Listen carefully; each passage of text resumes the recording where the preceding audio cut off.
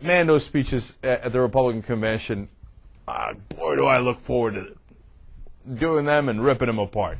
If the convention actually happens, because right now we got Hurricane Gustav bearing down on it could land anywhere from the Florida Panhandle to Texas, and it might even hit New Orleans. Now, storms change all the time, so this might be irrelevant soon, or it might pick up speed and be tremendously relevant. It is so serious that the Republicans are now considering, hey, what do we do with this convention? Should we move the convention to a different time? If we do the convention, should we switch all the speeches to recognize what's happening, make them a little bit more somber, a little less partisan? Man, this thing could really have an enormous impact on the Republican convention. And one of the other things that's possible is that the president might not be able to come because he's got to attend to this. Because, of course, remember, one of the number one problems that the Republicans have is how badly they blew it in Hurricane Katrina. If they're out partying in Minneapolis while another hurricane hits, it would, of course, be the worst PR disaster in political history of America. And obviously they're not that stupid, and they understand that, so they're trying to do everything they can to preempt that. And Scott McClellan said something very funny, and something I was thinking myself, actually, right before I read his comments on it. He said, look, it might wind up helping them. Kill two birds with one stone. It looks like you're responding to a disaster, you've learned from your mistakes, and you're effectively responding to it, and you're on top of it. Plus, George Bush won't make a speech at McCain's convention. He literally said that. And he said, look, George Bush is an enormously unpopular president, and the fact that he's not there might actually help him.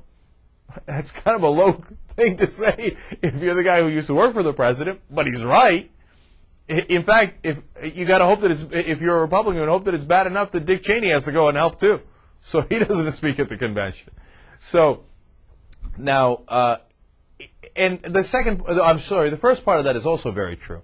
Look, they're on top of this thing, man. Haley Barbour in Mississippi has already started to order some evacuations, and they understand that this is the whole party at stake here, the whole Republican Party, that they can't afford to blow this one at such a critical time before the election and possibly during the convention.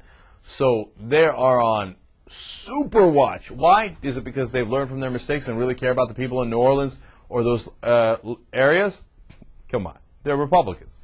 No, because this is as important as it gets in politics.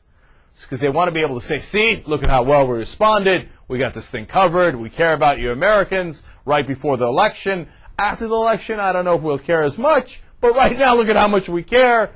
And they're seeing it as a big test for them. Now, that notwithstanding, if they have to either move the convention or change all their speeches, it's still going to do them a lot of damage. And it's going to be interesting to see how they respond. And by the way, Gustav is not alone. Now here comes Hannah, another storm, and its strength is building. And of course, like I said, these storms are very variable, so we don't know exactly where it'll hit and at what strength it'll be when it hits. But two different storms might hit at the same time during the Republican convention. And by the way, that would also trigger the idea of, hey, maybe we should do something about global warming, right? Now, remember when that goofy Republican guy was praying for rain when Obama was speaking in Denver? Makes you kind of think. We don't get any rain in Denver. In fact, it's a perfect night in Denver. And as the Republicans are going to their conventions, not just one, but possible two enormous storms hitting America. Is God trying to tell us something? Now, do I think that? Of course not. That's ridiculous. But, hey, anytime the opposite happens, you know how they are. In fact, the evangelicals said it. Hagee, who endorsed John McCain, said that Hurricane Katrina hit New Orleans because it was a punishment for a gay pride parade that was coming up on Monday. You know what's coming up this Monday? The Republican National Convention. Is God punishing America for the Republicans? We're just asking. And even Karl Rove himself said, man, we're not having any luck with the weather. Who controls the weather? Who controls? I wonder, huh? Interesting.